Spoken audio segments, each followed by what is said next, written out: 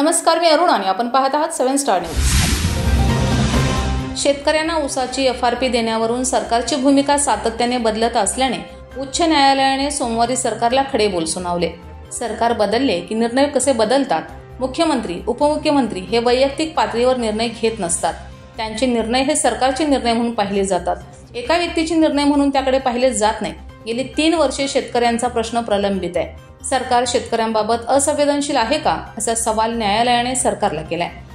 सुनावणीत प्रादेशिक सहसंचालक उपस्थित राहणे योग्य होईल असे म्हणत न्यायालयाने राज्य सरकारला आदेशाची अंमलबजावणी केव्हा करणार याची माहिती देण्याचे निर्देश दिले। सरकारने स्पष्ट न केल्यास आपणच मंगळवारी निर्णय घेऊ असे स्पष्ट केले।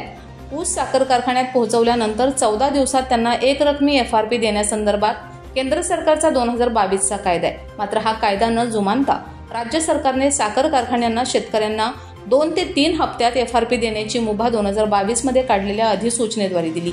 या अधिसूचनेला राजू शेट्टी आणि ॲडव्होकेट योगेश पांडे यांच्याद्वारे उच्च न्यायालयात आव्हान दिले।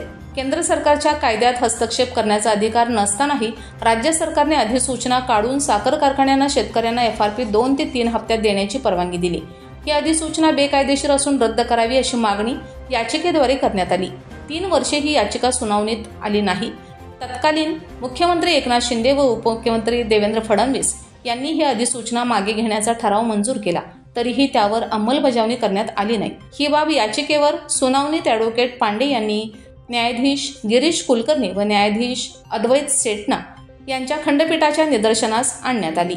त्यावर न्यायालयाने अद्याप या ठरावावर अंमल का करण्यात आला नाही अशी विचारणा सरकारकडे केली आहे। प्रादेशिक सहसंचालक यांना या निर्णयावर कायदेशीर मत घ्यायचे असे सरकारी वकिलांनी न्यायालयाला सांगितले। त्यांच्या या उत्तरावर न्यायालयाने संताप व्यक्त केला। आम्ही या उत्तरावर हैराण आहोत।